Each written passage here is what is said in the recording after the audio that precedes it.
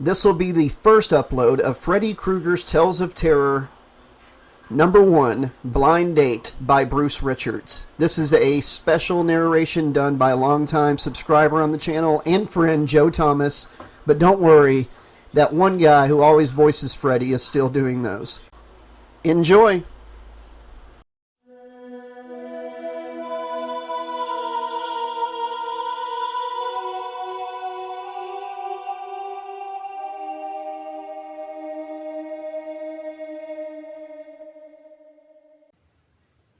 Freddy Krueger's Tales of Terror, Blind Date. Prologue.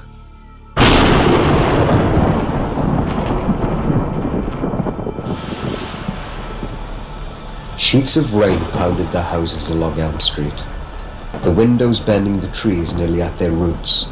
The old, boarded-up house at the corner creaked as if in pain. A sudden gust of wind made its way inside and blew an upstairs door decidedly shut. A slow-moving, hulking figure of a man crossed the hall on the second floor. His face was a mass of pale, horribly crisscrossed scar tissue, the eyes mercifully hidden behind heavy black sunglasses. The man descended the stairway, his walk stiff. He flipped up the collar of his tattered raincoat and stepped out into the pulsing rain. His razor-tipped fingers glinted in the light of the street lamp as he pulled the brim of his oversized slouchy hat down low over his forehead, casting his loathsome face into shadow. Then he hunched his awkward, angular figure into the pounding wall of water. He pulled a blind man's cane out from under his raincoat, then dark glasses still in place. Freddy Krueger tapped his way down the broken flagstone walk toward a battered hearse in the driveway. The hearse was waiting for him, its engine idling. The door of the hearse swung open as Freddy approached. He slid his bony body in behind the steering wheel, and the door slammed shut. Freddy's raspy voice hacked through the wet air like a buzzsaw. Ever been on a blind date that didn't exactly work out? A blind date from hell? Can't say I have. In fact, I didn't go on a date of any kind when I was in high school. Maybe the girls were scared of me. I guess they didn't like the way I gave them the eye. Freddy slowly slid the dark glasses up and off his face to reveal the dripping empty sockets where eyes should have been. They looked as if his eyeballs had been gouged out only moments before. His sadistic cackle echoed down the empty street.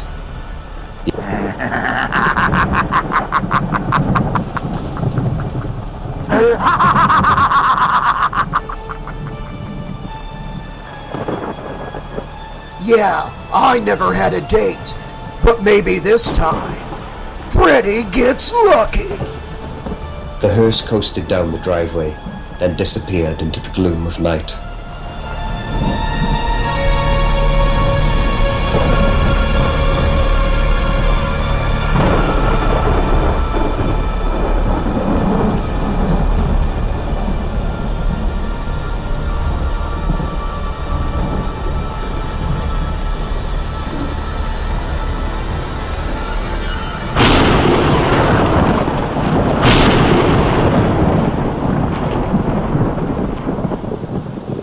A storm was ravaging Springwood. The dark sky broke apart again and again as jagged lightning bolts lanced earthward toward Elm Street. One bolt struck a lightning rod perched atop Weird Evans Walker's house. The jolt shook the house all the way down to the basement. The house rattled, as if being shaken by a huge, monstrous hand. A shutter broke loose from its top hinge and hung at a crazy angle, the wind whipping it back and forth against the side of the house. A short distance down the street from Evans' house, the persistent banging woke Alicia Norris from a deep, peaceful sleep, an innocent sleep. Groggily, she sat up on the edge of her bed. Where was that noise coming from, she wondered. Could someone possibly be hammering at this time of night? In this weather?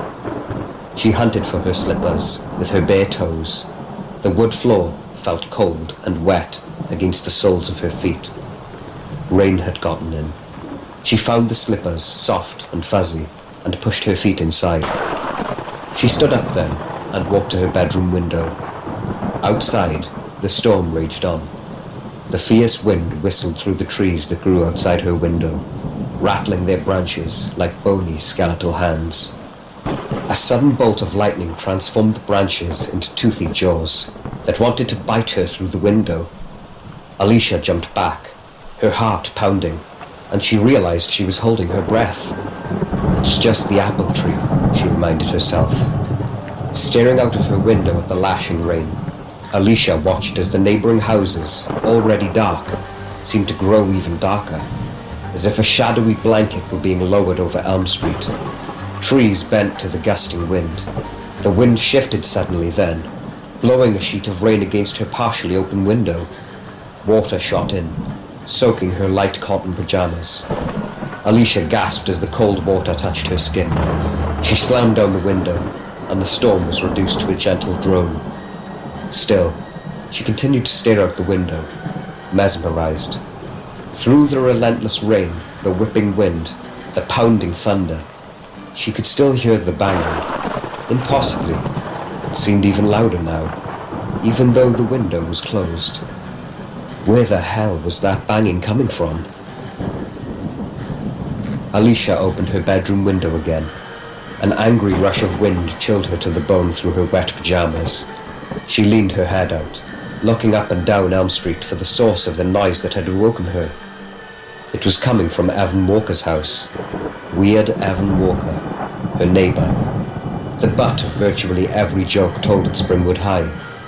Alicia saw a battered black hearse progressing slowly down Elm Street, like an ominous dark torpedo. It was the only car visible. Even the few cars that were usually parked overnight had apparently found shelter elsewhere. The hearse stopped in front of Alicia's house. She wondered if Evan was driving it. Evan's uncle owned a hearse. Evan often drove it to school. That was one reason why everyone called him Weird Evan. Alicia acknowledged that her neighbor was a bit on the eccentric side, like the uncle he lived with. But no way was he totally weird. He certainly didn't deserve the cruel treatments her friends liked to dish out his way. A tremendous crack of thunder startled Alicia momentarily. Then her gaze returned to the hearse. She wondered if Evan might be spying on her. She knew he had a crush on her. Maybe he was trying to look into her window.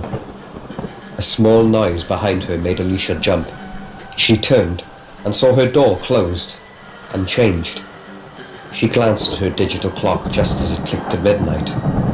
Why was she so nervous tonight? She wondered.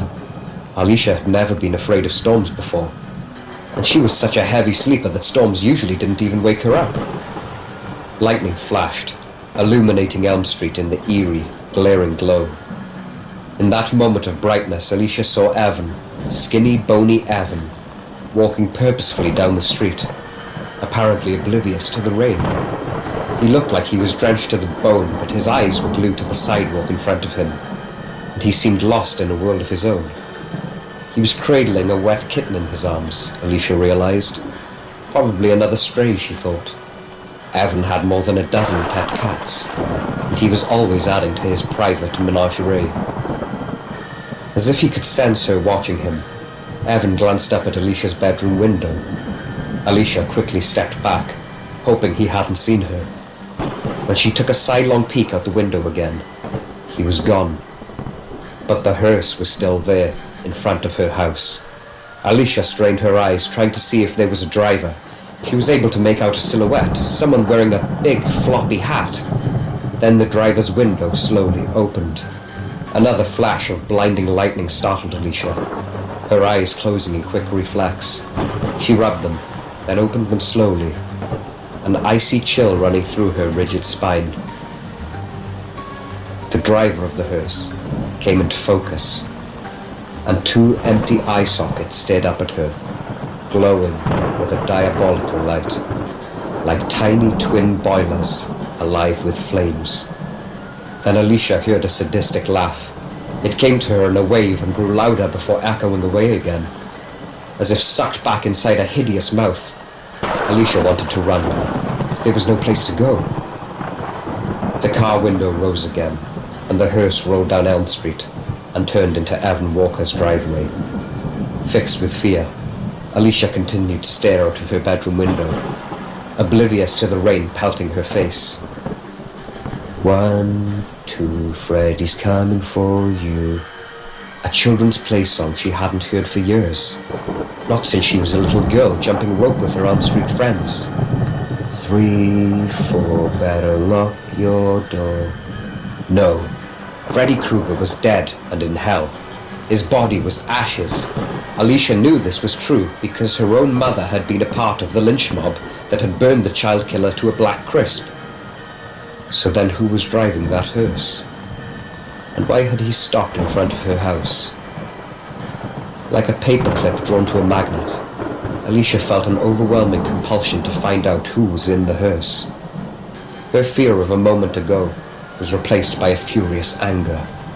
She would not be intimidated by some perverted peeping Tom.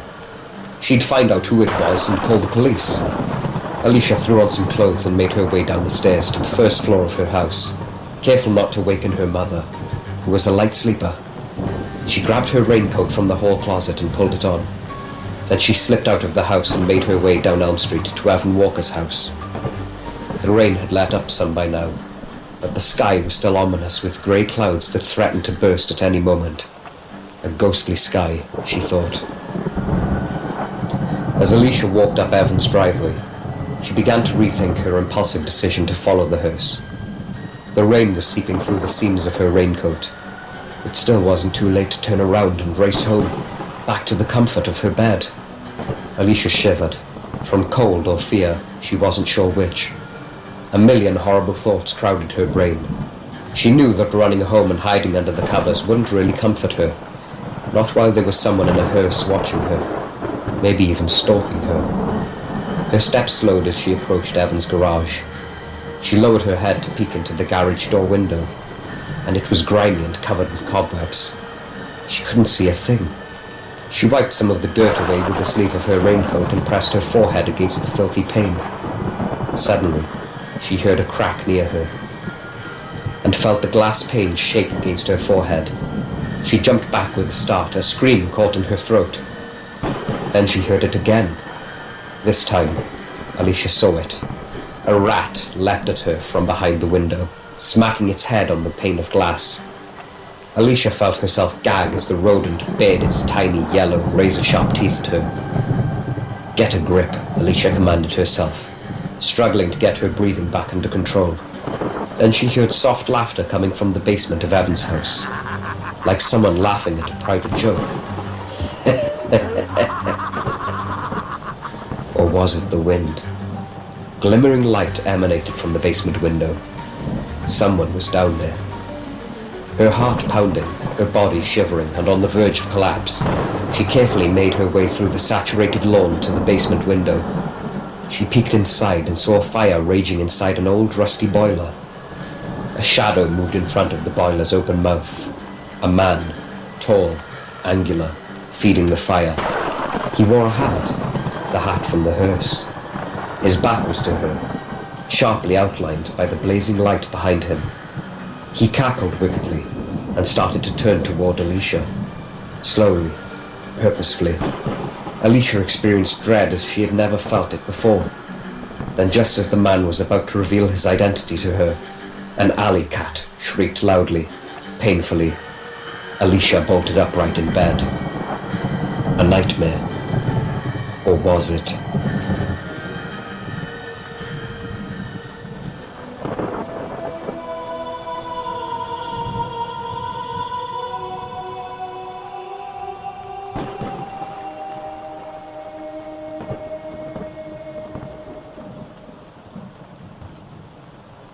Chapter 1. That Sunday night, the rain continued to pour down on Elm Street. Alicia Norris sat on the edge of her bed and tried to remember her dream. It had definitely been a nightmare. Of that much she was certain. But try as she might, she couldn't remember any of the details. Her mind was blank. The window billowed her bedroom curtains, and Alicia realized that the rain was coming in the window. She got out of bed and trudged across the floor. When she reached the window, she noticed first that the rug was drenched. Then she noticed someone standing in the shadows outside of her house, staring up into her window. She yanked the shade down angrily and drew the curtain. How disgusting! A peeping Tom. Alicia peeked out of the window. The guy was still there, lurking. Alicia crawled back into bed and pulled the covers up to her chin. She stared blankly at the window shade. The shade snapped up. Alicia jumped back and cried out, startled. The streetlight shone through the branches of the apple tree outside and cast shadows across the ceiling. Weird, scary patterns danced on the bedroom wall above her life-sized poster of James Dean. Then the window gusted more heavily outside, and jagged, claw-like shadows seemed to scratch at James Dean's eyes. The rain was still coming in her window. Alicia got out of bed and walked over to close it. A single moonbeam broke through the rain clouds and shone down on Elm Street, and in that light she saw Evan, drenched from the rain, walking down the street. He was cradling a kitten in the folds of his jacket, only its knobbly head visible. Evan might be eccentric, Alicia thought, but there was obviously a kind side to him, at least when it came to cats. Then the vague, uneasy feeling she had felt after her nightmare returned. Alicia slammed the window shut and turned the lock. Then she crawled back into bed and prayed for a dreamless sleep. Monday morning. Alicia sat at the kitchen table, picking at her cornflakes. Her mother was at the kitchen sink washing the dishes, dressed as usual in her flimsy housecoat and worn-out slippers. Her hair was in the curlers, as always, though Alicia couldn't understand why she bothered. Her mother never went out anymore, not since Mr. Norris's heart attack. Miss Norris had become increasingly withdrawn since that fatal evening. Apathy swamped her like her oversized threadbare bathrobe. For Alicia, waking each morning to find her mother so distant, so void, was like reliving her father's death again and again.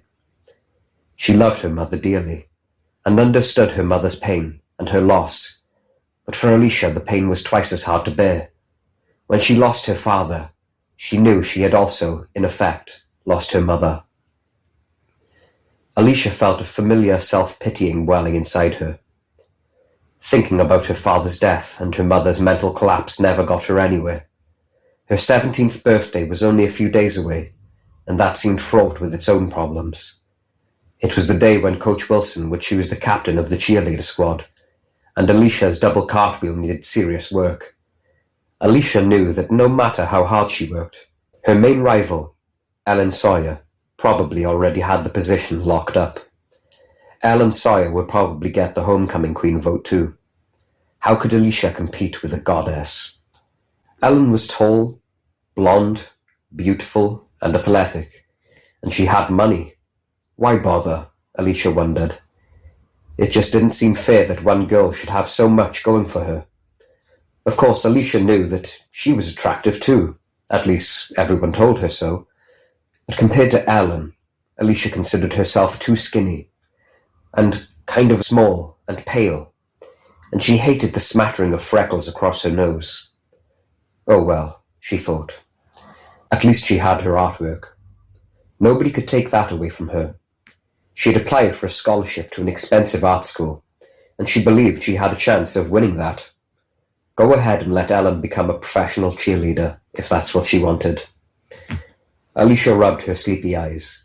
She stared at her mother's back and wondered if she should mention the nightmare. Why not? Maybe it would be the start of a conversation. The kind of conversation mothers and daughters were supposed to have when they had breakfast together. Mom? Her mother stopped her dishwashing, but kept her back turned. Not a good sign, Alicia thought. But she persisted. Mom, I had this really horrible nightmare last night. A horn blare crushed the still of the morning. A coffee cup slipped from her mother's hand and fell with a crash. Miss Norris jumped back with a startled cry, then stared at the broken pieces for a long, blank moment. She turned toward Alicia, her face tight with that about-to-cry expression she often wore. Then she bent down to pick up the jagged shards. "Careful, Mom, you'll cut yourself," Alicia cautioned. She ran to help her to pick up the pieces. The horn blasted again. "Who is blowing that horn?" her mother asked in a shrill voice. "It's okay, Mom. It's just Scott. He's here to pick me up." The horn blared. Alicia threw the broken pieces of coffee cup into the garbage and ran to the side door that opened to the driveway and leaned out. "Keep your shirt on," she yelled to Scott. "I'll be right out." So much for a conversation with Mom, Alicia thought, as she ran back into the house and threw on her denim jacket. She grabbed her book bag and hurried to the kitchen to say goodbye. There was a trail of blood across the kitchen floor. "Mom!" Alicia dropped her book bag. "I told you to be careful." Alicia yanked the roll of paper towels down from above the kitchen sink and tore off a large section. "It's only a small cut," her mother said, though the blood was dripping steadily, and she made no attempt to stop its flow. Alicia quickly wrapped the paper towel around the bloody finger and raised her mother's arm above her head. The paper seemed to suck even more blood out of the wound till it was red and dripping as well. Scott hit the horn again. "Why does he do that?" Miss Norris asked tensely. Alicia wished she knew. If he didn't stop, she was going to kill him, she swore to herself. "Is it bad?" she asked her mother as she applied pressure to the cut. "I already told you it wasn't," her mother muttered with a pained expression. "Are you sure?" Alicia asked. Her mother mumbled yes. Hesitantly, Alicia lowered her mother's arm and let go of her bloody hand. She picked up her book bag, then, and glanced back one more time as she left to join Scott, who was waiting impatiently in his clunky '65 Chevy Impala convertible. Alicia wiped blood off her own hand onto the back of her jeans as she hurried over to the car. As soon as she caught sight of Scott, all thoughts of her mother were forgotten. Alicia was dating the most handsome boy at Springwood High, and she still could hardly believe it. "'Bout time, Ali," Scott said, as she slid into the front seat. He leaned over to kiss her, but she pulled away. Even though the sight of Scott was enough to weaken her knees, Alicia was still angry that he hadn't been more considerate and honked just once to let her know he was there. "Uh-oh," Scott said, putting the car into reverse and backing down the driveway. "What did I do this time?" The convertible top was down, despite the dark storm clouds Alicia saw on the horizon. Alicia was opening her mouth to tell him what was bugging her when a foul odor filled her nostrils. "Yuck! What's that smell?" "It wasn't me," Scott said automatically.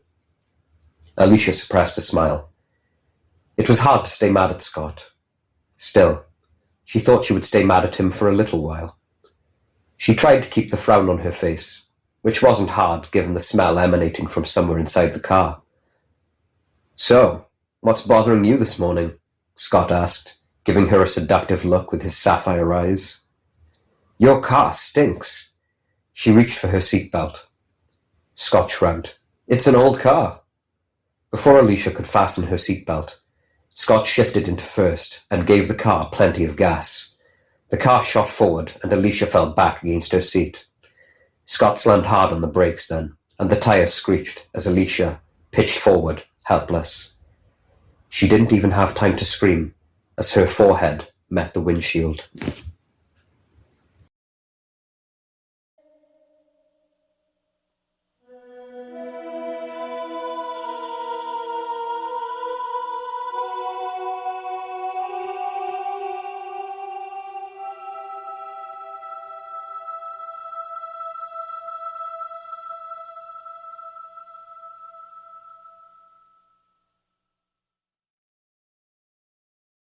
Chapter 2. Scott shot out a muscular forearm to stop her momentum, but he was too late. "Whoa," he said as the car stalled out. "Stupid cat," Scott cursed. "You all right?" "Yeah," she said, though her heart was pounding and her head already throbbing. Then she saw the big black cat as it ran out in front of the car and around her side. "Ignatius!" Alicia yelled at the sleek black cat. "You almost got run over." Ignatius stopped and looked back at her with an inquisitive green eye. Its other eye had been lost years ago in a fight with an alley cat. "Is that ugly cat out of my way yet?" Scott asked, leaning over toward Alicia's side to look. He came so close to her that she could smell his juicy fruit chewing gum. Suddenly, he gave her a wet smack on the lips. Alicia pushed him away. "Can't you ever be serious?" she asked. "I'm going to have a gigantic bruise on my head, and you almost hit Tiffany's cat." Tiffany Clark was Alicia's neighbor. They were also in the same class at Springwood High. "That cat is so ugly, I'd be doing Tiffany a favor." Then Scott laughed, softly to himself. "It's probably trying to get away from Evan." Alicia scowled. "Don't start." Scott was usually a nice guy.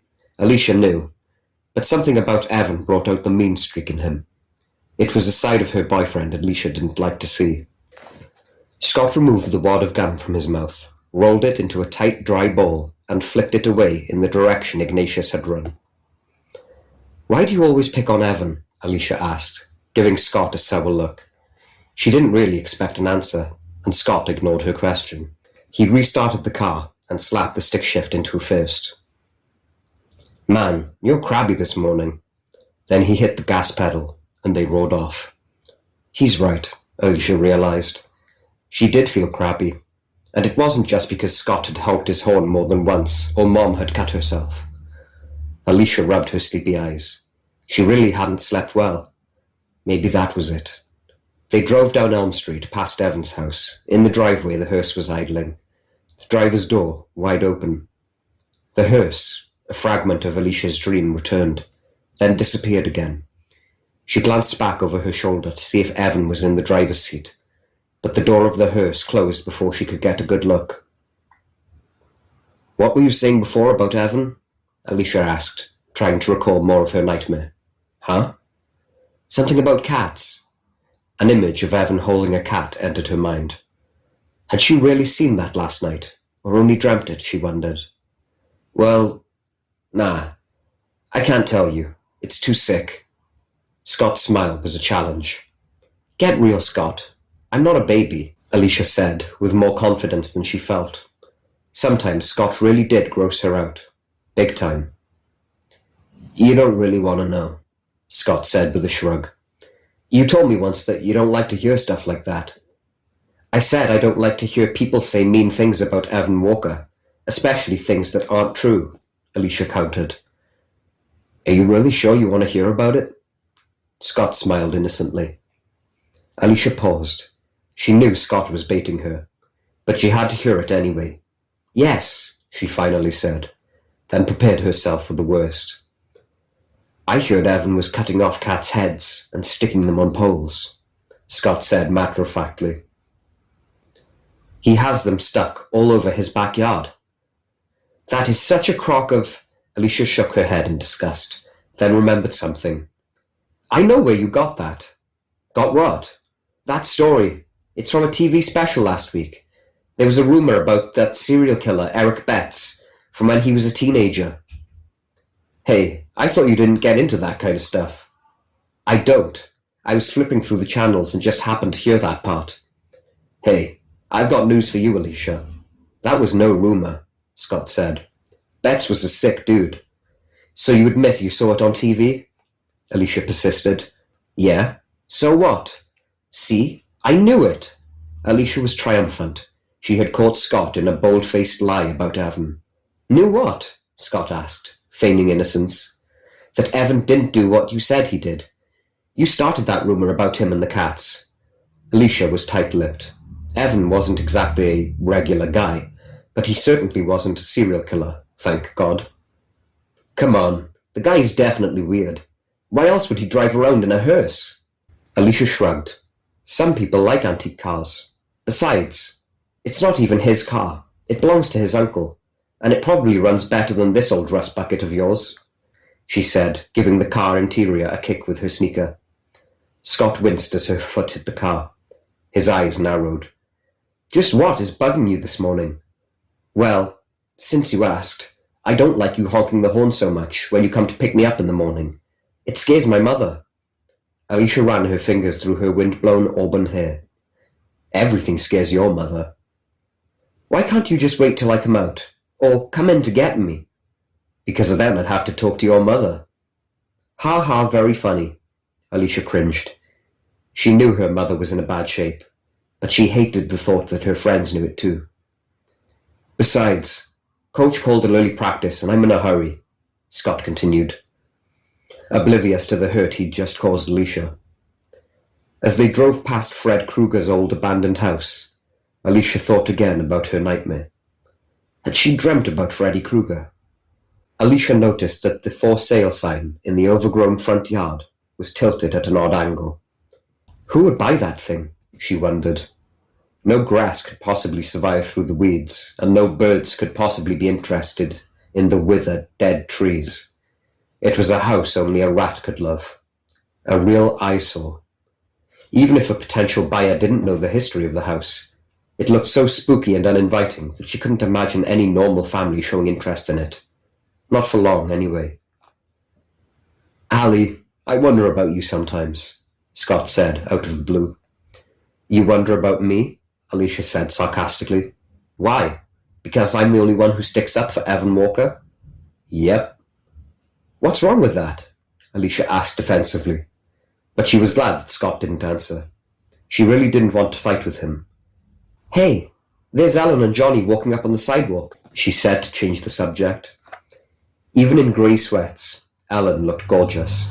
She was probably on her way to the gym, to work on her cheerleading routine for the audition. Something I should be doing if I want to be captain, Alicia thought. Most guys drooled over Ellen. In addition to her flowing blonde hair and bronzed body, Ellen had a gorgeous set of oval-shaped green eyes over perfectly shaped high cheekbones. The rest of her was well-shaped too. Funny that Ellen couldn't do better than Johnny Murphy, Alicia thought forlornly, noticing that Ellen seemed to be checking Scott out. Didn't you say Miss Wilson is choosing a cheerleader captain this morning? Scott asked, interrupting Alicia's silent fit of jealousy. Yes, Alicia said. Miss Wilson is choosing a captain. And Ella Sawyer is your main competition, right? Yeah, so? Alicia asked, afraid of what Scott's opinion might be. So, why don't we just get rid of her? Scott veered the convertible off the road and onto the sidewalk. Alicia screamed as the car bore down on Ellen and Johnny.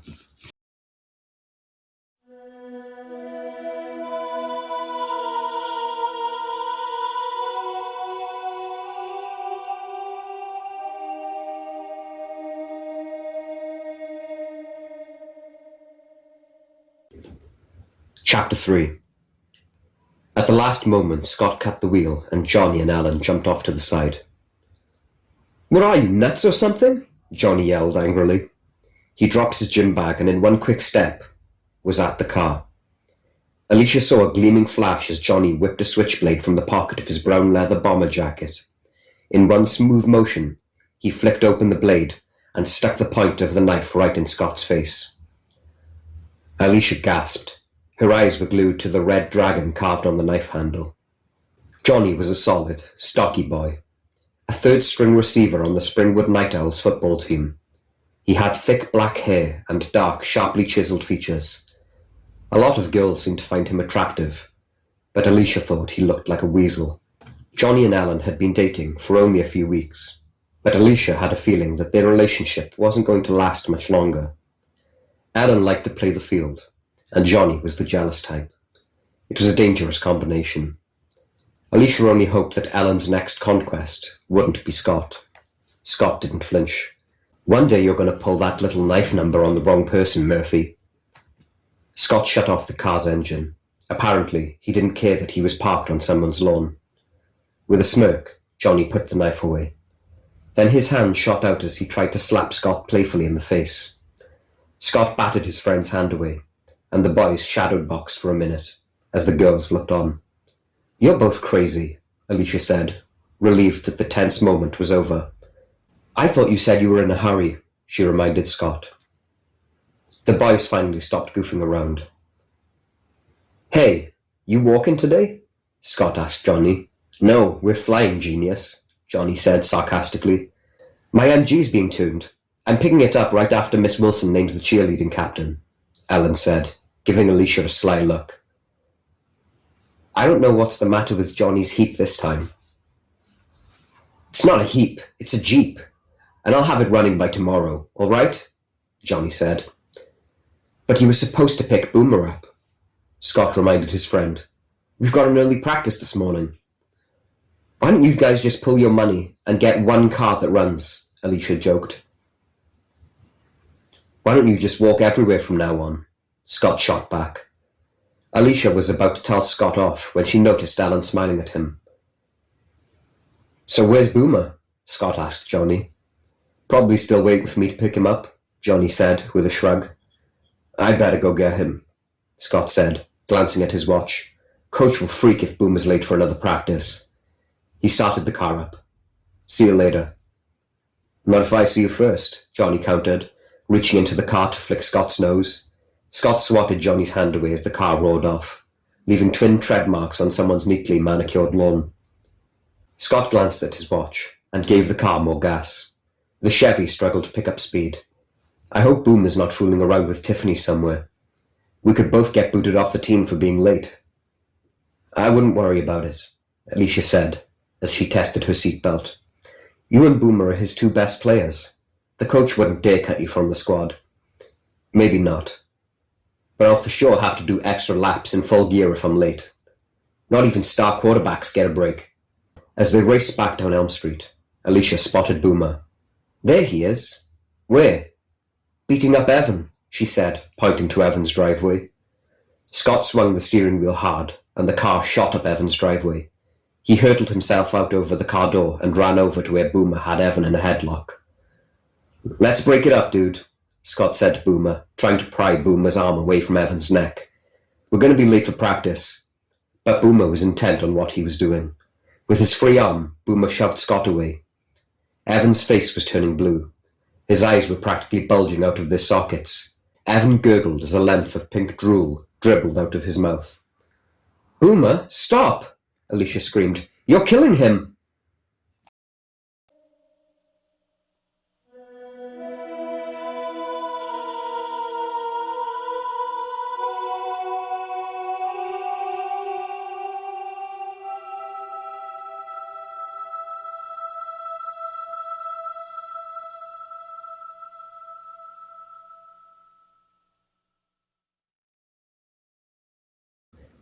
Chapter 4. But Boomer didn't stop. Alicia bolted from the car and kicked Boomer in the legs as hard as she could. Boomer dropped Evan like a sack of potatoes and grabbed his knee. "What did you do that for?" Boomer bellowed at her. "That's the knee I had the cartilage taken out of." He limped up and down Evan's driveway, trying to shake it off. His frizzy red hair bobbed up and down. "If you mess my knee up, Allie, I am going to be some kind of serious pissed off." "You were killing him," Alicia yelled right back at him. "Can't you pick on someone your own size, you big ape?" Boomer Harrison was as solid as a brick wall. He was Springwood High's bullish fullback, a sizable chunk of beef probably twice Evan's size. Tiffany Clark stood at a short distance from Boomer, wearing his leather jacket. Tiffany and Boomer had dated for as long as Alicia could remember. Tiffany was short, like Alicia, but more curvaceous. Like Alicia and Ellen, Tiffany was a cheerleader. She kept her dark curly hair cut ultra short, like a model in 17 magazine. Dangling on top of her tight sweater was a silvery crucifix. Alicia thought Tiffany and Boomer made an odd couple because of the difference in their sizes, but she supposed the same thing could be said about her and Scott. Evan was lying on his back on the ground, still blue in the face, his mouth opening and closing like a fish out of water. Alicia knelt at Evan's side and gently slapped his face, trying to revive him. "He can't breathe," Alicia yelled. "Someone call an ambulance." She'd never forgive herself if he died this way. "Why don't you give him mouth-to-mouth, Allie?" Boomer teased. Evan rolled over on his hands and knees then, gasping in greedy lungfuls of air. He seemed to be okay. "What is your problem, Boomer?" Alicia asked angrily. Don't you get enough rough stuff on the football field? My problem is him, Boomer said, pointing a beefy finger at Evan. That little creep made me fail my biology test. Evan picked up his big, dark-framed nerd glasses and rose shakily to his feet. He examined the spectacles carefully before slipping them on. How'd he do that, big guy? Scott asked. He knows Boomer copies off him, so he flunked on purpose so Boomer would flunk too, Tiffany said. On purpose? Boomer yelled. He flexed his damaged knee gingerly. Scott shook his head sympathetically. Did you really do that, Evan? Evan didn't respond, and Boomer made a move toward him. Alicia was afraid Boomer was going to hit him again. Evan didn't even try to get away. Alicia wondered if Evan took a secret pleasure in getting beaten up. He never defended himself, but then again, what chance would a nerd like Evan have against a boy twice his size? Come on, man, said Scott. Let's get to practice. He patted Boomer's shoulder and climbed into the driver's seat. Boomer slid in opposite him, still massaging his knee. What happened to Johnny? Boomer asked. Car trouble, Scott said. He could have called, Boomer complained. You know how he is, Scott said. Alicia climbed into the back seat, with Tiffany. She glanced over at Evan, who stared back at her with the look of a wounded animal. As usual, she felt sorry for him, but there wasn't anything she could do about it now. Or was there? No, not if she wanted to keep Scott. Later, Evan, Alicia said cheerfully, as they backed out of the driveway. Scott hit the horn. Adios, Four Eyes, Boomer bellowed.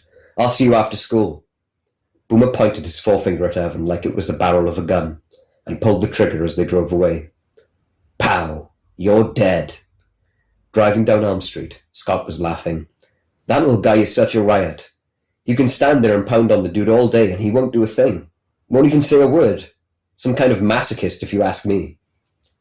I'd like to kick his head for a 50-yard field goal, Boomer muttered. I can't believe he failed that test on purpose just to mess with me. He knows his GPA can take it and yours can't, Alicia said from the back seat. She's right, you know, Scott said. It was his way of getting back at you. It worked, too. Coach Cutler will bench me for a game, or more, until I get my grade back up. You know, Boomer, you didn't have to copy off him, Alicia pointed out. Did you ever think of studying? Boomer glared over his shoulder at Alicia. He continued to rub his injured knee. I probably wouldn't be able to play anyway, since you've crippled me. Scott took the next turn so quickly that the Chevy practically rode up on two wheels.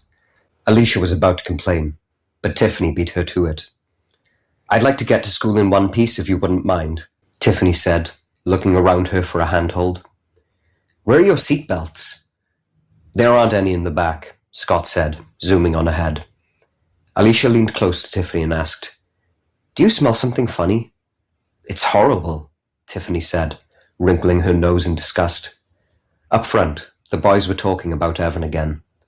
Alicia eavesdropped on them, as Tiffany covered her nose with a tissue. I'd watch out for him if I were you, Scott said to Boomer. Yeah, right, Boomer scoffed. I am so scared of that little twerp.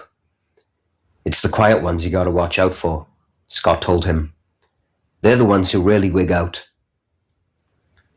The houses along Elm Street whizzed by in a rapid succession, as Scott hurried to make practice. Alicia watched Scott gesturing wildly, as he relived one of their past football victories. As usual, he wasn't paying much attention to his driving. Look out! Alicia shrieked, as she saw the big, black hearse enter the intersection. Scott hammered the brake pedal, and the Chevy's tires squealed. The car shook with such violence that the trunk burst open. The hearse bore down on them, its horn blaring. The teenager screamed at the top of their lungs, as death in the form of several tons of steel rushed at them.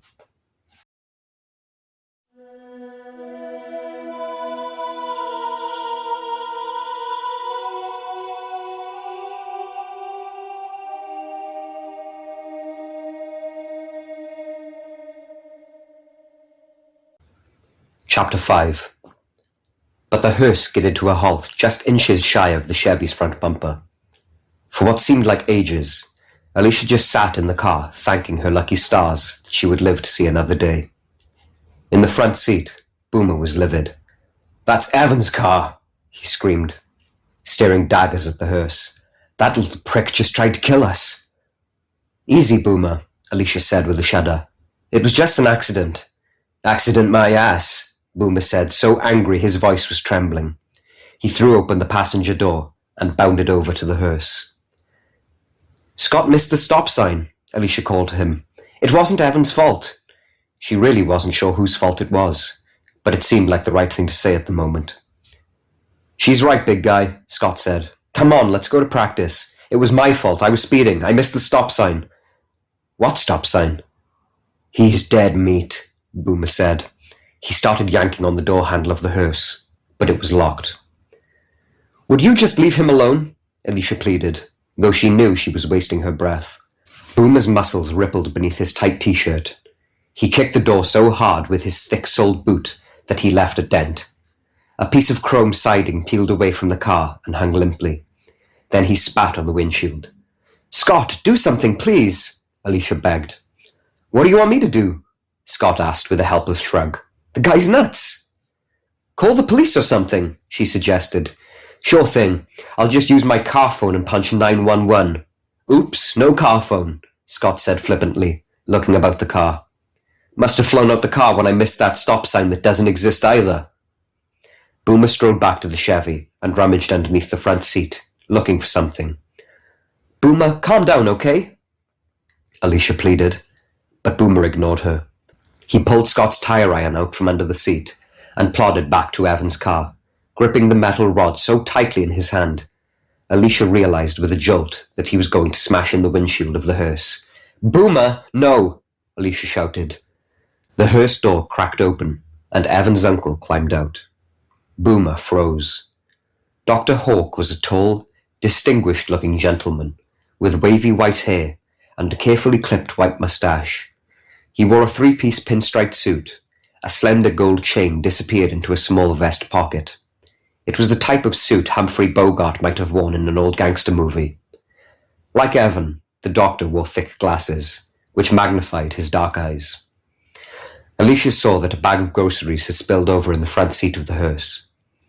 The doctor solemnly eyed each of them before turning his attention to the gob of phlegm that was slowly creeping down the windshield.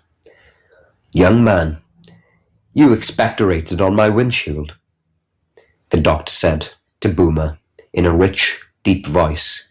"You've dented my door." He nodded at the tire iron hanging limply from Boomer's hand. "Now I suppose you intend to thrash me with that piece of metal?" No, sir," Boomer said, dropping the tire iron with a clank onto the street. I thought you were someone else." "You thought I was my nephew, didn't you?" Dr. Hawk fixed on Boomer with oversized eyes. Boomer looked down at his own shoes. This was the first time Alicia had ever seen Boomer intimidated. "I can still recall the way you harassed my nurses for lollipops every time your mother brought you in for a checkup. You were only 2 when you began, but you were terror even then." "He's much more mature now, sir," Scott joked, trying to break the tension. Boomer stepped over to the hearse and tried to wipe his spit from Dr. Hawk's windshield with his bare hand. "I have tissues," Tiffany declared helpfully, plucking a clean one from her purse. "I've got it," Boomer said, using the tail of his t-shirt to clean the mess away. He kept glancing nervously at Dr. Hawk, as if he were afraid the old doctor could hurt him. "There is too much permissiveness among the young in today's society," Dr. Hawk said, regarding Boomer with a dour expression. Alicia silently wondered if she should just walk to school in the future. "I'll send the repair bill to your parents," Dr. Hawk said, running his hand over the dents in the car. He climbed back in and slammed the car door with such ferocity that the chrome siding fell off and clattered to the ground. As the hearse drove off and finally disappeared from sight, Scott leaned back in his seat and laughed loudly. "You expectorated on my windshield, Mr. Harrison," Scott said, mimicking the doctor's bass voice. "Permissiveness in today's society." Scott cracked up, unable to finish.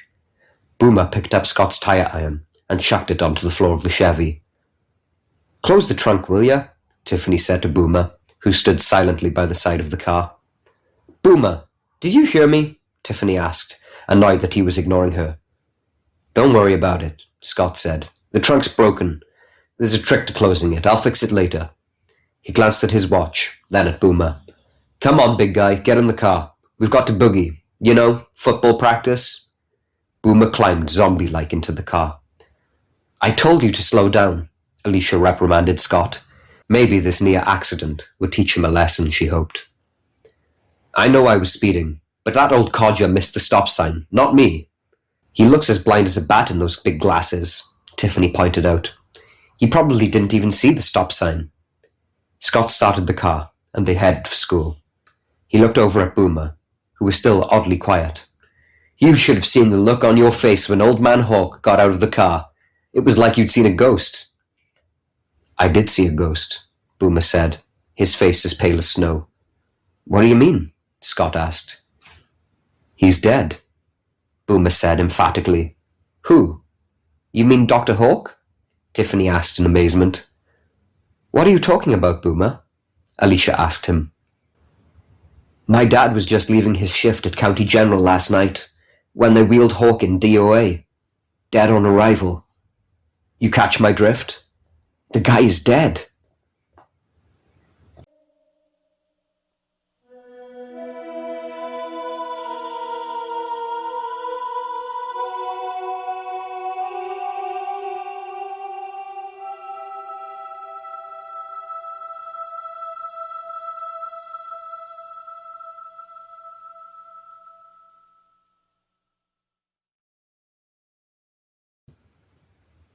Chapter 6. Are you blind? Scott said. We just saw him. Alicia's stomach churned. She remembered something from her dream. Something about lightning and Evan's house.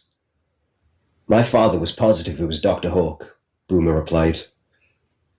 Maybe he died and came back again, Tiffany said. Ooh, Scott crooned in a spooky monster movie voice. Sometimes people die and come back, Tiffany said. I mean, they're revived a short time later. Apparently it happens. Scott reached over and punched Boomer on his thick biceps. Snap out of it, man. Hawk was no ghost. He's just the same weird old dude he always was. I have a cousin who was blind and Dr. Hawk cured him, Tiffany said. Get out of here, Scott said skeptically. Tiffany's right. Dr. Hawk was a big deal in his time, Boomer said. I would just kill myself if I went blind, Scott said. A sudden chill rattled through Alicia's body. She thought about the art school she would be attending after graduation from Springwood High. Would life be worth living if she could no longer paint? Boomer's eyes were so bad, he was almost blind, Tiffany said. Scott shot a glance at Boomer. What's the matter with your eyes, big guy? Nothing, Boomer said emphatically. Not anymore, Tiffany said. But he used to wear these giant glasses and everyone called him Four Eyes. That's why he started wearing contacts and lifting weights. Alicia laughed. What are you laughing at? Boomer asked, glancing over his shoulder. That's what you called Evan back at his house. Four Eyes, Alicia said. That explains it. You bully Evan because he reminds you of when you were a half-blind little kid yourself. He just gives me the creeps, okay? Boomer said. They both do. Him and his uncle. Did you notice how Old Man Hawk just sat in his car and let me go half nuts before he finally got out? It's the same with Evan never fighting back. They play mind games with you. Weird Evan. I'd like to peel his scab, rub him raw, and make him totally lose it and never find it again. Did you know that Weird Evan poisoned his mother when he caught her with her lover? Scott said with a straight face. This was right after his father mysteriously disappeared. Alicia groaned. Scott was doing it again. I never heard that one before, Boomer said, taking the bait. It happened like this, Scott said. When Evan was a kid, his father ran off and deserted him and his mother. Why? Tiffany asked. Scott paused to consider the answer. Wouldn't you? I mean, if you had Evan for a kid? Boomer chuckled. The Chevy hit a pothole, bounced high into the air, and came down hard on its shocks. The trunk flopped loosely on its hinges. He didn't live on Elm Street then, Scott continued. He lived in a weird motel with his mother on the outskirts of town.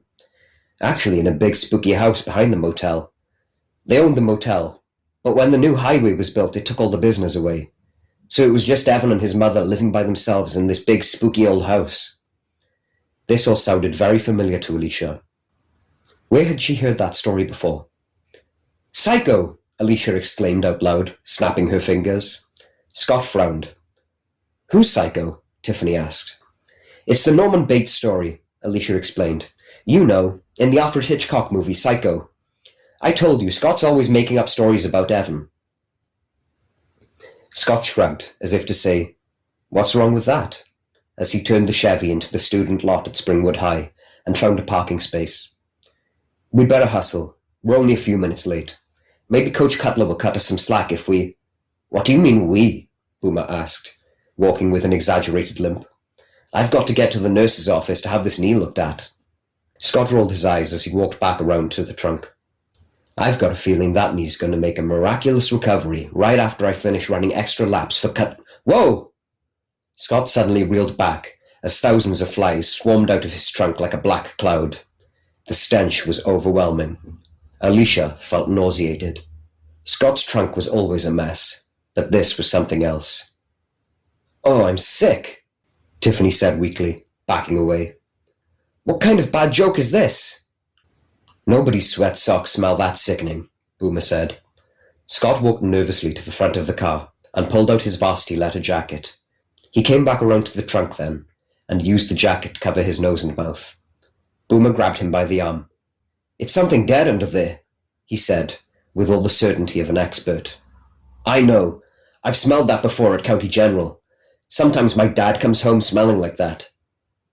Spare us the details, Alicia said, her hand shielding her eyes lest any of the flies go off track in her direction. She looked at the grease-stained rag that was neatly spread out over a large lump. We should get the police, Tiffany said, her face pale. We shouldn't touch anything. They'll find your fingerprints. This is serious. Come off it, Tiffany, Boomer said, straightening his neck and assuming the look of a football player immune to pain of any kind. Do it, Scott.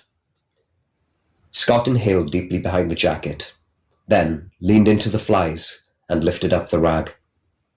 Alicia gasped. Ignatius! The creature was torn apart, its internal organs exposed in multiple places. She buried her face in her hands. It's not Ignatius, Scott said, using the know-it-all tone of voice that Alicia deplored.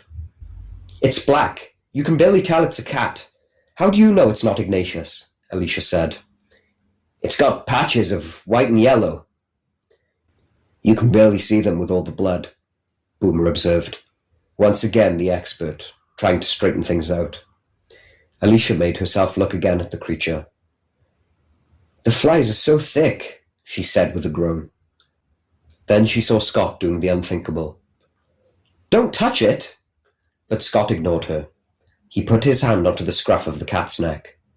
The spot that should have been soft and loose was stiff with dried blood. He held on anyway and lifted the head of the cat, turning it so they could see the face. Oh no, Tiffany said. Alicia looked. 5 seconds that seemed like an eternity. Long enough to permanently emblazon the horrible image on her brain. The cat's eyes, both of them, had been torn out at the roots.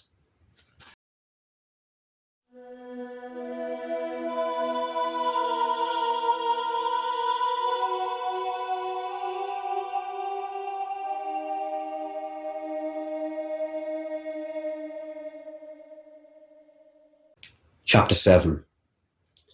When Alicia arrived at the cafeteria later that day for lunch, she still had the dead cat on her mind. Of course, Scott and Boomer had blamed it on Evan, which didn't seem fair. Scott's trunk was so easy to open that anyone could have stuck the thing in there, and Scott's jock buddies were always playing practical jokes on each other, some grosser than others. It was like a contest with them, to see who could outdo the others. Ellen joined Alicia at the table with her lunch tray. She was wearing a short, tight yellow and white striped skirt that showed off her shapely figure and her long, muscular legs. Her luxurious, long blonde hair was tied back in a white ribbon. Congratulations, Captain, You really wowed Miss Wilson, Alicia conceded gracefully. Thanks, Ellen said, looking around the noisy lunchroom. So, where's Scott? Doesn't he usually sit with you at lunch? I think Coach Cutler has him running extra laps, Alicia replied nonchalantly, but she felt a knot forming in her stomach. Alicia didn't like to think of herself as the jealous type, but how else was she supposed to feel when Ellen wasn't even trying to disguise her interest in Scott? Something near the big double doors caught Ellen's attention. Alicia supposed Scott had just entered the lunchroom, but when she looked over to see, it was Evan who stared back at them. He was sitting by himself, near where the trays were stacked, the table no one ever wanted, eating the mystery meat meal of the day.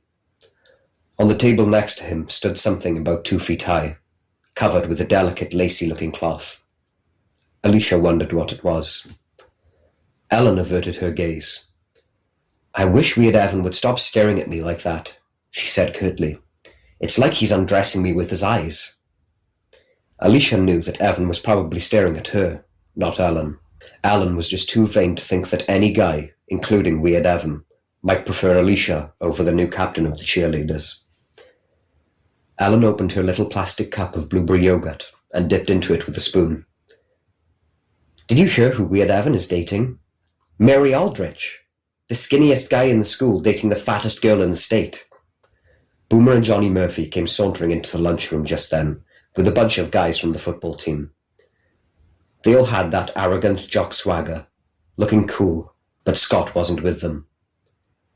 Did you see Boswell's pants? Ellen asked Alicia. Mr. Boswell was their biology teacher. His pants were hanging so low I could see... No, I didn't notice, Alicia interrupted, disgusted by the cheerleader queen. The jocks walked toward Evan's table. Alicia followed them with her gaze, an uneasy feeling growing inside of her. Hasn't that man ever heard of a belt? Ellen said sarcastically. I hate it when he sits on the edge of my desk. Hello, Alicia? Ellen rapped her knuckles on the lunch table. Anybody home? Alicia responded, her attention elsewhere. Boomer and Johnny and their pals were now clustered around Evan's table, a gathering of vultures. I said, Boswell's... What is the matter with you? Ellen asked with exasperation. Alicia watched as Johnny started to lift the cover off the thing next to Evan. Evan pulled the object out of Johnny's reach. When Johnny tried again, Evan smashed his lunch tray on Johnny's hand. Heads turned at the hard, loud slap. Johnny's hand was bright red. The jocks oohed, egging Johnny on. Are they picking on Weird Evan again? Ellen asked. How boring. But now she was watching too. What's that thing Evan has on the table? Johnny was behind Evan now, yanking up on his underwear. The wedgie made Evan topple forward. He caught himself on the edge of the table and kicked back at Johnny, but he missed. He kicks like a girl, one of the jocks shouted. Alicia shook her head in disgust. Why did boys always have to fight? What did they have to prove? Evan tried to kick Johnny again. This time, he got him. Alicia felt excited, happy, realizing this was the first time she had ever seen Evan fight back. Johnny tried to knock over Evan. Then Evan dove headfirst into Johnny's stomach. They collided into the stack of trays and knocked it over. Cheers scraped back as an excited buzz shot through the crowd. Weird Evan Walker's getting his ass kicked, someone shouted. The whole cafeteria was up on its feet. Ellen stood on top of the table to get a better look. Look out, Johnny, she suddenly screamed. He's got a knife!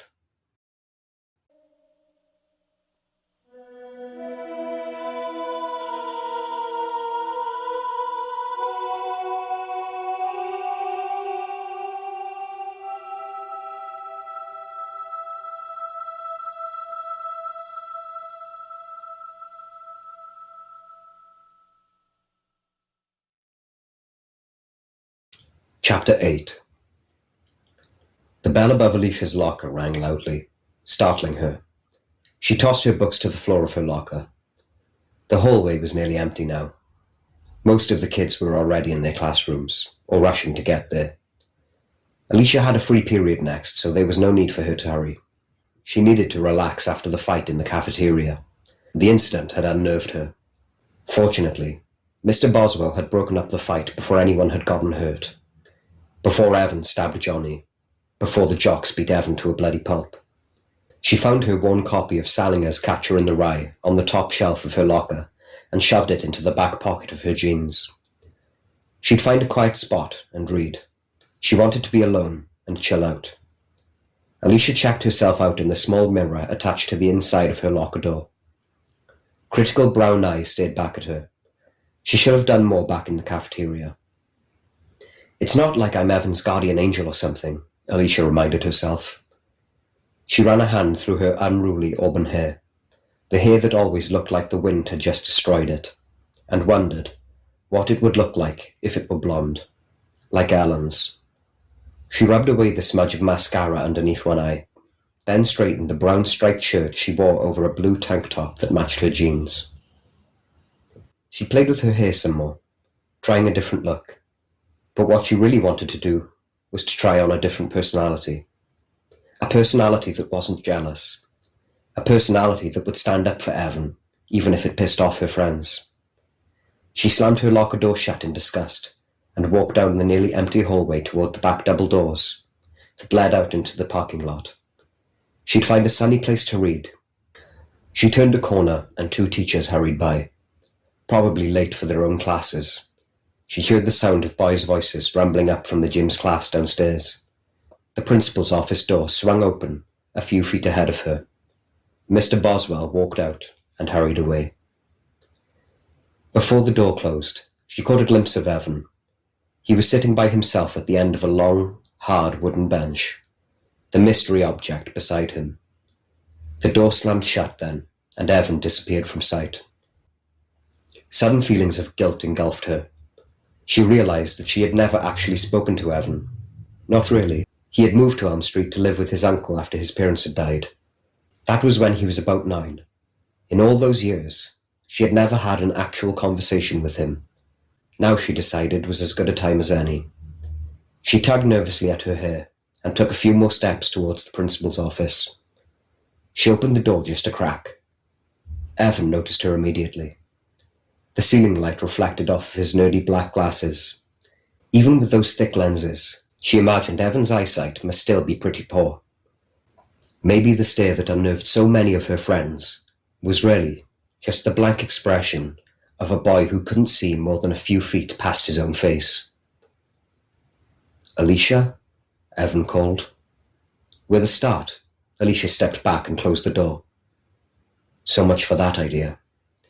She became angry at herself for being such a coward. Just what the hell am I afraid of anyway? She asked herself harshly. Gathering her resolve, Alicia pushed the door wide open and tried to act casual as she wandered into the principal's outer office. "Evan! Hi!" she began. Evan's mouth gaped open, but no words came out. Alicia glanced around her, trying to maintain her facade of nonchalance. The outer office was deserted, except for Evan and the thing at his feet covered by the lacy cloth. Evan stared at her. Neither of them spoke. Now what? Alicia wondered, as the wall's clock above Evan's head ticked loudly. She tried to think of something to say, to break the silence, break the tension she felt at being alone with Evan. "You're not a dangerous criminal I shouldn't be sitting with, are you?" she joked. Evan smiled. It was the first smile Alicia had ever seen on his face.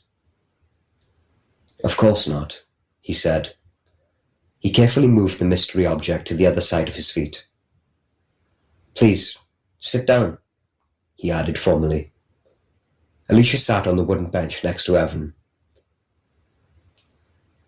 "As I'm sure you already know, I'm not much of a fighter. To be honest, I'm a bit of a coward," Evan began. Alicia was caught off guard by Evan's frankness. She felt a smile coming over her. "You did all right in the cafeteria," she said. Evan laughed, his mouth stretched into a bitter gash. "Worm turned, I guess. It was worth it to watch Murphy's eyes bug out. I hate that guy."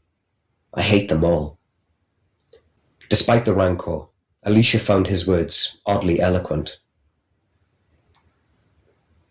"So, are they going to suspend you?" she asked. Evan shrugged. "They're trying to reach my uncle now. I don't know, and I don't care." Evan's uncle, the accident, dead on arrival. Alicia shuddered. She had to ask, "Is he okay? Your uncle?" "Yes. Why do you ask?" Evan said. "Well, Boomer said his father was at the hospital last night, and your uncle was—" She couldn't bring herself to say the word dead. "It was the lightning," Evan said. "A bolt of lightning struck our house about midnight. It must have hit our TV antenna or something. I was in the basement working. I heard a loud thump and rushed upstairs, and found my uncle lying on the floor. Apparently his heart stopped on the way to the hospital, but they revived him after a few minutes." "You mean he was dead? They brought him back from the dead?" Alicia asked, her eyes wide. "I guess that's one way of looking at it. But at the hospital, one of the doctors explained that it wasn't a heart attack or a stroke or anything like that. His heart just stopped beating. But what was really strange was the way he looked early this morning when I went to visit him. He seemed healthier than ever. The doctors could find nothing wrong with him. His heart and blood pressure were normal. Better than before. The doctors tried to convince him to stay for a few days of observation, but Uncle Manfred demanded to be released right away. And a few hours later he almost killed us," Alicia thought. "I'm glad to hear he's all right," she told Evan. "He's fine. He'll probably outlive me, now that the entire football team is trying to kill me." Evan removed his glasses and rubbed his eyes wearily. "Boomer and his buddies have been trying to get me for a long time." Evan pursed his lips. "Someone put a dead cat in Scott Martin's trunk, and they blamed me. And I love cats. They're a pack of wolves. But then, you know that. You date one." "It was probably Boomer himself who did it," Alicia said. "If it was one of my cats, he'll pay," Evan said, in a soft voice. "I'm counting heads when I get home." Evan was silent for a moment. Then he said, "I shouldn't have snapped at you. I'm sorry. Please forgive me. You're one of the few people who's been decent to me." Alicia noticed that Evan's glasses were misting up, and felt uncomfortable with the emotional turn the conversation was taking. Her eyes wandered to the covered object at his feet. "What is that thing anyway?" she asked with a self-conscious laugh. "Just something I did for extra credit, since I failed the last biology test," Evan said, running long slender fingers through his hair. Alicia noticed that Evan chewed his fingernails down to the nubs. "May I see it?" Alicia asked delicately. Evan hesitated. "Well, I was saving it for biology class, but I guess it would be okay if you saw it first." Alicia smiled in acknowledgement of the privilege he was about to grant her. She realized that during the very brief course of their conversation thus far, they had already developed a closeness that she and Scott would never achieve. Evan's sensitivity appealed to her, and she felt his total acceptance of her, something she had never felt before with another human being. Evan hesitated only slightly, then with proud confidence, carefully pulled away the cloth to reveal a clay model of a young woman. The model was anatomically correct, with a cutaway view displaying her internal organs: the heart, lungs, stomach, pancreas, liver, gallbladder, intestines, appendix, and ovaries. Alicia gasped. The model was exquisitely crafted, a masterpiece. She marveled at the time, care, and talent it must have taken to create such a finely detailed replica of the human body out of a cold lump of clay. It was so lifelike. It even had hair. Wind-swept auburn hair, just like her own.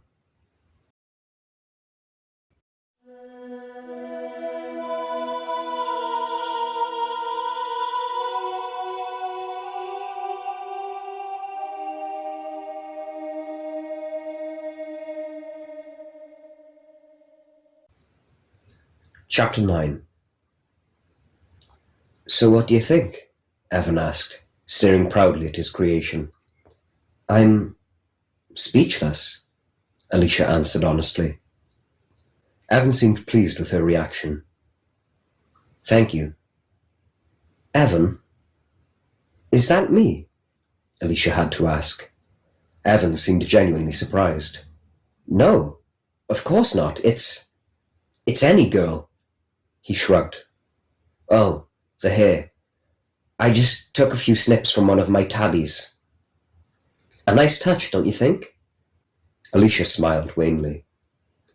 Evan stifled a yawn. "Sorry, I was up all night finishing it. After I got back from the hospital."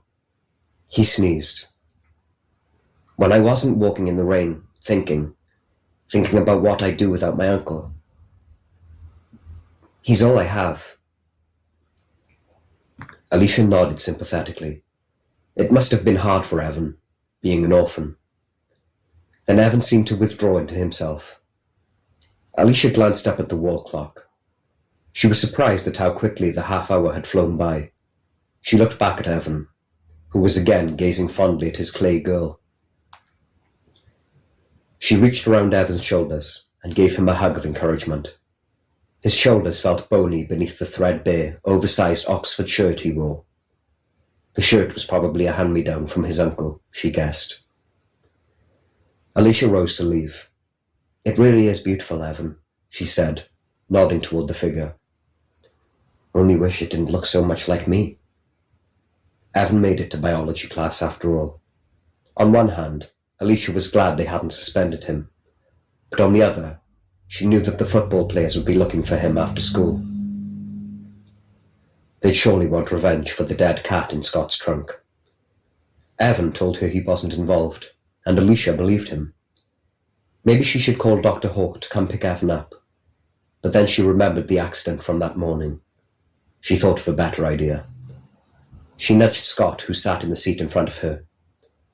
"Can I use your car after school?" she whispered. "For what?" Scott whispered back. "I want to give a sick friend a ride home. I'll be back before football practice is over." "Yeah, okay," Scott said. Alicia nudged him again. He glanced back. "Your keys," she said. He patted his pockets and came up empty. "I don't have them on me. They must be in my gym bag in my locker. Meet me at practice and I'll give them to you." She nodded.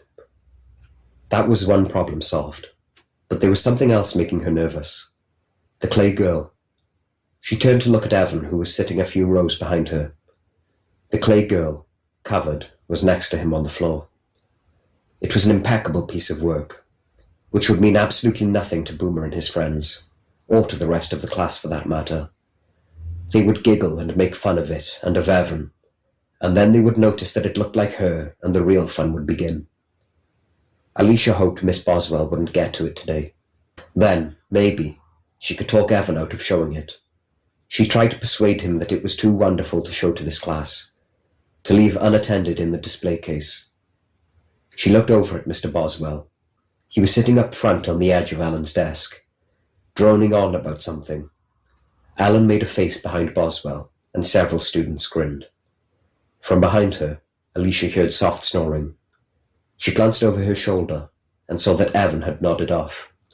His arm hung down beside him, his fingers gently touching the head of the covered clay girl. Poor guy, Alicia thought, up all night, worrying about his uncle. Evan snored a little louder. Then he made a loud snorting sound. Alicia glanced nervously over her shoulder. If only she could reach back and poke Evan.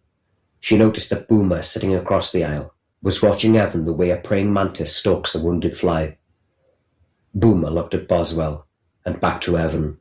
Then he reached across the aisle and yanked the cloth off Evan's clay girl. Evan didn't stir from his sleep. Boomer looked at the clay girl with a shocked expression. Then he put his hand over his mouth to stifle a laugh. He turned toward Alicia and raised his eyebrows suggestively. Alicia looked away, embarrassed, and stared at the blackboard. Johnny Murphy snickered. She glanced over her shoulder again.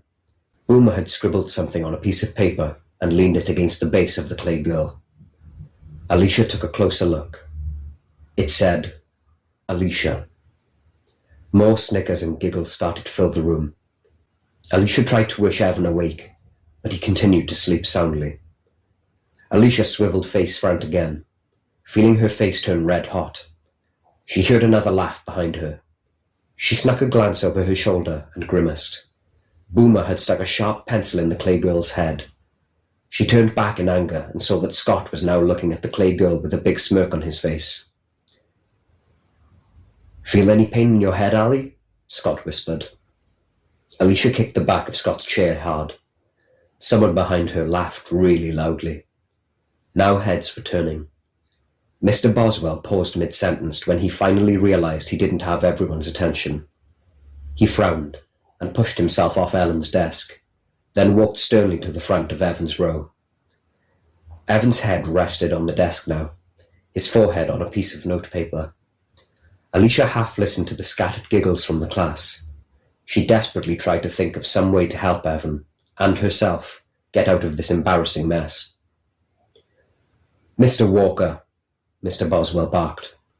Evan snored loudly. The class giggled some more.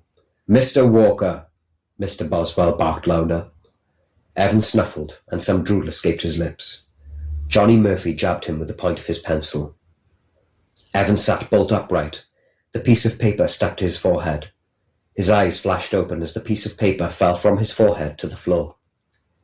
Alicia heard him gasp when he saw his clay girl, with the pencil jammed in her head. Evan yanked the pencil out and hurled it across the room. It struck Mr. Boswell right in the face, then clattered to the floor. A hush swept over the classroom. "Hey, weird Evan," someone said. "Where'd you find a girl that small to embalm?" The class burst out laughing. "It's a tiny Alicia," someone else said. Alicia cringed as laughter filled the room. She watched as Evan grabbed the piece of paper with Alicia written on it and angrily crumpled it up. Then he covered the clay girl again. Boomer picked something up off the floor. It was a piece of paper that had been stuck to Evan's forehead. "Hey, check this out. It's a love letter from Evan." A wide grin creased his broad face. "To Alicia."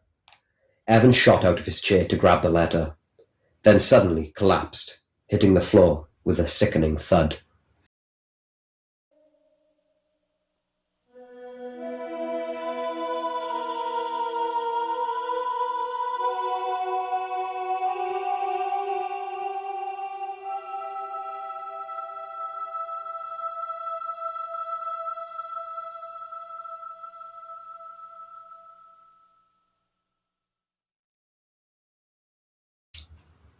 Chapter 10.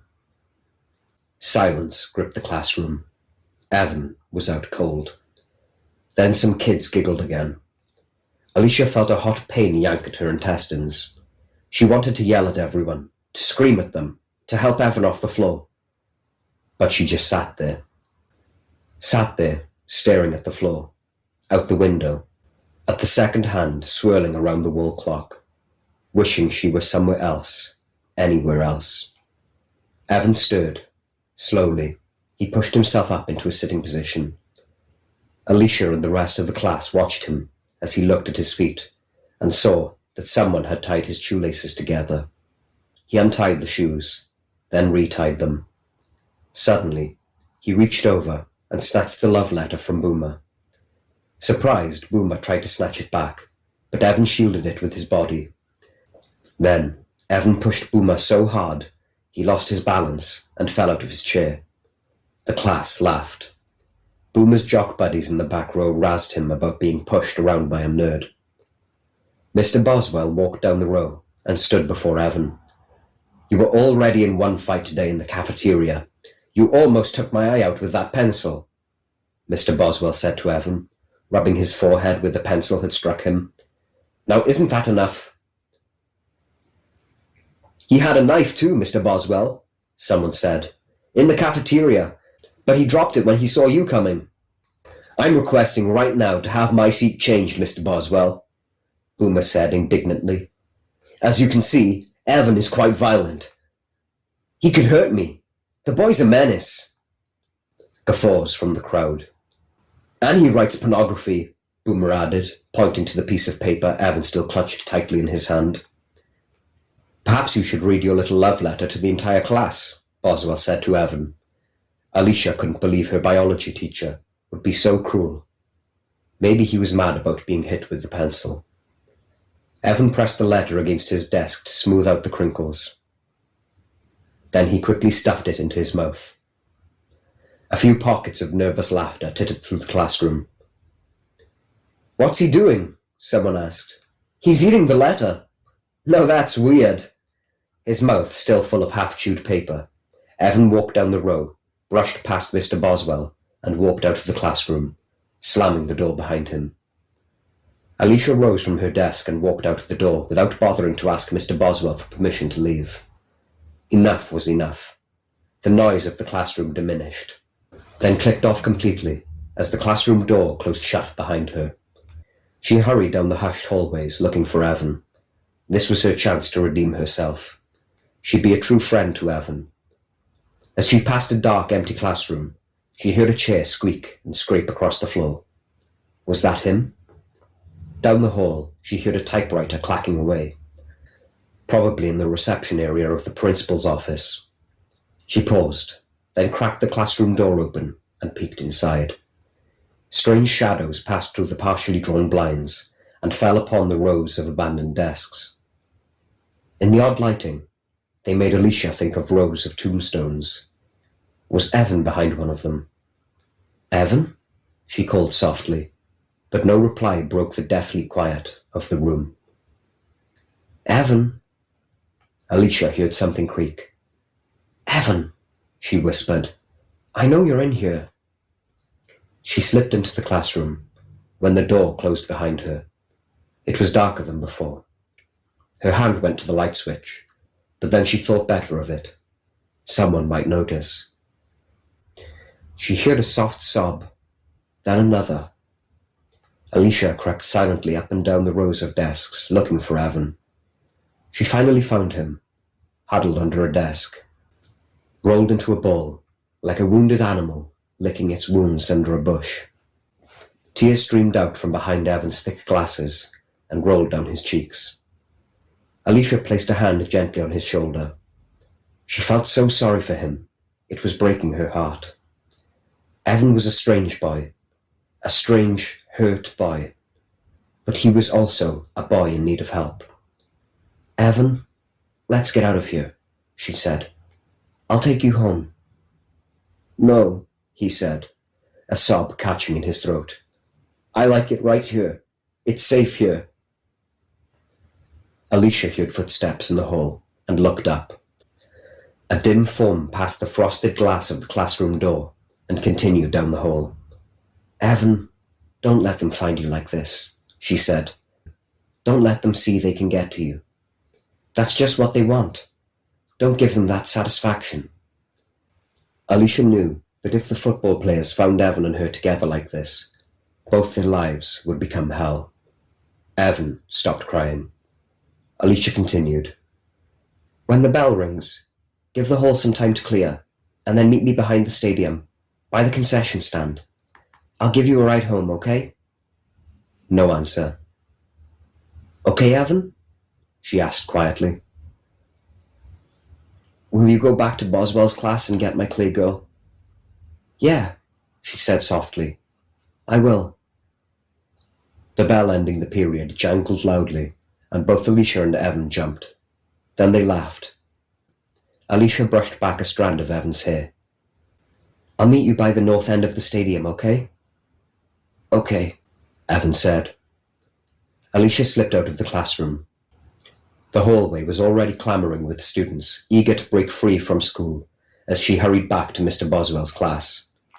She opened the door slowly, checking to make sure everyone had left. She didn't want to face her classmates just then. She'd just retrieve Evan's biology project and go. But when she stepped inside, she gasped. The clay girl was gone.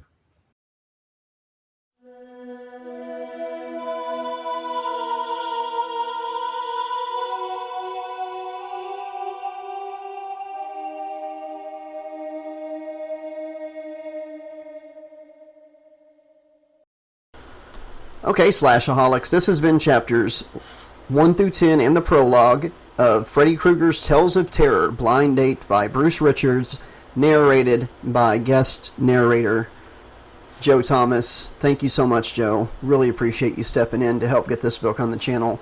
Got a lot of stuff coming. Got to finish a few other books, and after that, the sky's the limit. I hope you all enjoyed these chapters.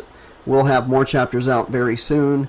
Be sure to let us know what you thought of these chapters in the comment section below, and say hi. We love to hear from you.